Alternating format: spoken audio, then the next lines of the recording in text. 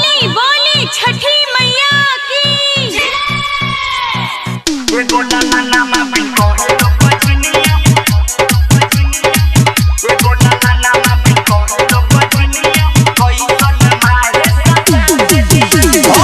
सचे कहै छी हे छठी माई हमरा अहाँ भुला देलिए।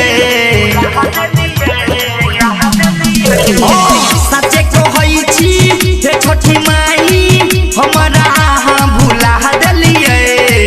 एगो लाला नामा बिन कहलो बजनिया कैसन माहे सजा देलिए। एगो लाला नामा बिन कहलो बजनिया कैसन माहे सजा देलिए। डीजे सुमित सतीश रैना।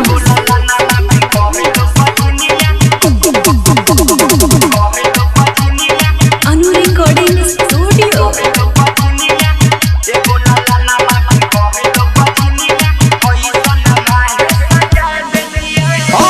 सुसु बनेलो हम घाटे हे कैया देवे माँ हमर साहते हे। जोरे जोरे नरियलबा जोरे जोरे यूसुफवा जोरे चढ़लो केला घोरे हे।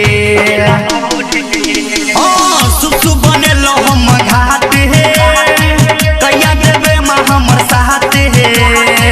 जोरे जोरे नरियलबा जोरे जोरे यूसुफवा जोरे चढ़लो केला घोरे हे। हाथुनु छोड़ के का धंधा छोड़ के माहे दर्शन कहरे ये।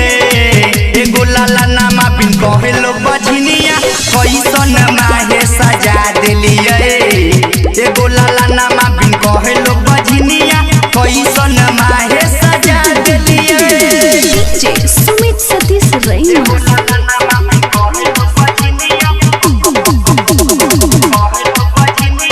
अनु रिकॉर्डिंग स्टूडियो।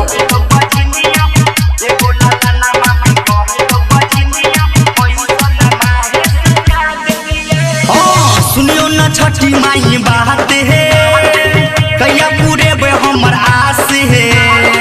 नहीं चाही रुपया कौड़ी नहीं चाही सोना चानी चाही तो बस संतान है। सुनियो न छठी माई बात है कैया पूरे हमर आस है। नहीं चाही रुपया कौड़ी नहीं चाही सोना चानी चाही तो बस संतान है। बनेलो घाटे पलट साथे उनका के ना भुला देलिए।